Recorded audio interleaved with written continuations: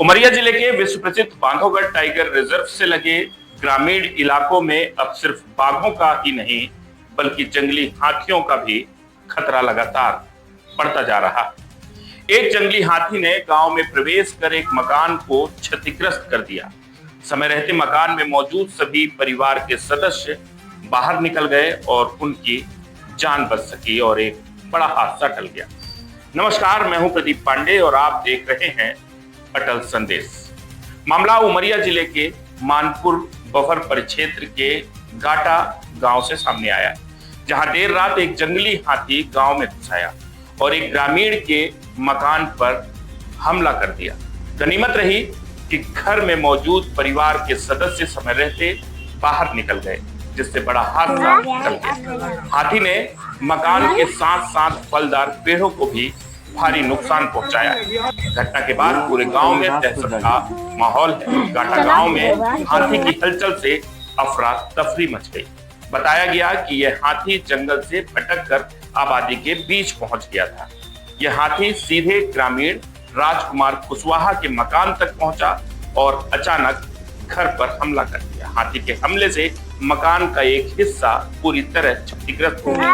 वहीं घर के आसपास लगे केले और कटहल के पेड़ों को भी हाथी ने तहस नहस कर दिया। मकान टूटने की तेज आवाज सुनकर परिवार के पांचों सदस्य घबरा गए और जान बचाने के लिए दूसरे दरवाजे से बाहर निकलकर सुरक्षित स्थान पर पहुंच गए। ग्रामीणों ने शोर मचाकर और सतर्कता दिखाते हुए हाथी को गांव से दूर भगाने का प्रयास भी किया, जिसके बाद हाथी वापस जंगल की ओर लौट गया।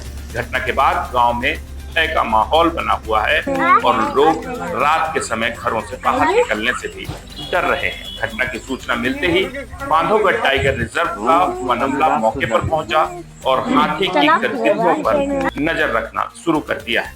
वन विभाग की टीम लगातार गश्त कर रही है और ग्रामीणों को सतर्क रहने की सलाह दी जा रही है। बांधवगढ़ के आसपास हाथियों की बढ़ती आवाजाही अब वन विभाग और ग्रामीणों के लिए चुनौती बनती जा रही है। ऐसे में लोगों को सतर्क रहने और वन विभाग के दिशा निर्देशों का पालन करने की जरूरत है, ताकि किसी भी अप्रिय घटना से बचा जा सके। फिलहाल वन विभाग की टीम हाथी की निगरानी में जुटी हुई है, लेकिन इस घटना ने एक बार फिर जंगल और आबादी के बीच बढ़ते संघर्ष की तस्वीर सामने ला दी है। अब बड़ा सवाल यह है कि आखिर ग्रामीणों की सुरक्षा के लिए स्थायी समाधान कब तक निकल पाएगा।